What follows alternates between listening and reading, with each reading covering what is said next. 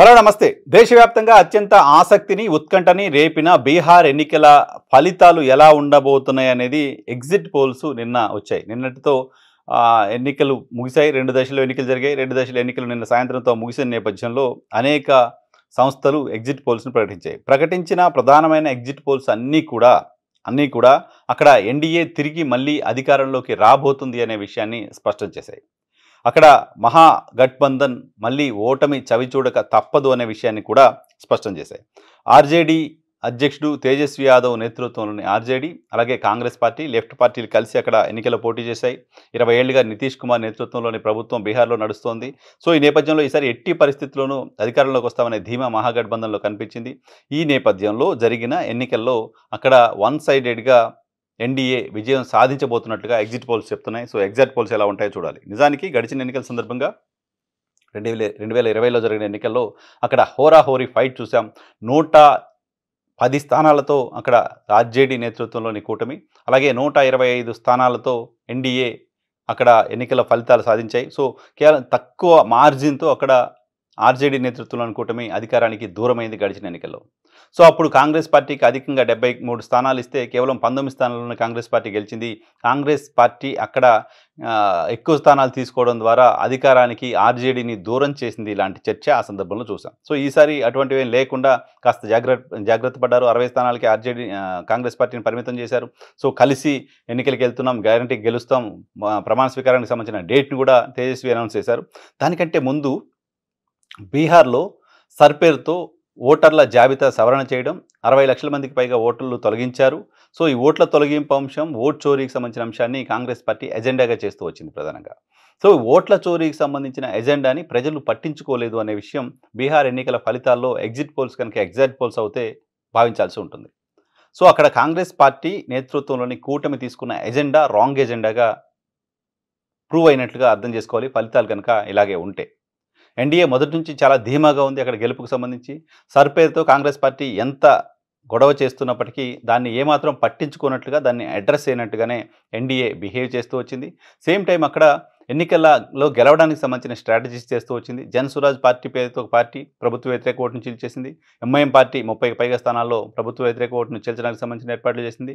75 లక్షల మంది మహిళలకు 10,000 రూపాయల చొప్పున ఎన్నికల నోటిఫికేషన్ రావడానికి 2-3 రోజుల ముందు ప్రధాని నరేంద్ర మోదీ నేతృత్వంలో 75 లక్షల మంది మహిళలకు, ప్రతి మహిళకు 10,000 రూపాయలు అకౌంట్లో డబ్బులు వేశారు. అలాగే నిరుద్యోగులకు అకౌంట్లో వృత్తి పేరుతో డబ్బులు వేశారు. సో ఇలా ఓటర్లను ఆకర్షించడానికి సంబంధించిన ప్రయత్నాలు చేస్తూనే రామ్ విలాస్ పాస్వాన్ తనయుడు చిరాగ్ పాస్వాన్ నేతృత్వంలోని లోక్ జనశక్తి పార్టీతో సరైన ఒప్పందం చేసుకోవడం ద్వారా, సో వాళ్ళు గత ఎన్నికల్లో చిరాగ్ పాస్వాన్ నితీష్ కుమార్ పార్టీకి వ్యతిరేకంగా కొన్ని చోట్ల నామినేషన్లు వేసి అక్కడ నితీష్ కుమార్ ఓటమికి కారణమయ్యారు. నితీష్ కుమార్ పార్టీ అభ్యర్థులు ఓటమికి కారణమయ్యారు. ఈసారి మాత్రం అటువంటిదే లేకుండా కూటమిగా సినర్జీ ప్రాపర్గా చేసుకోగలిగారు. సో ఓట్లను ఆకర్షించడానికి సంబంధించిన ప్రయత్నాలు చేస్తూ వచ్చారు. సో ప్రతిపక్షాన్ని వీక్ చేయడానికి సంబంధించిన ప్రయత్నాలు చేశారు. ఆపరేషన్ సింధూర్కు సంబంధించిన క్యాంపెయిన్ పదే చేస్తూ వచ్చారు.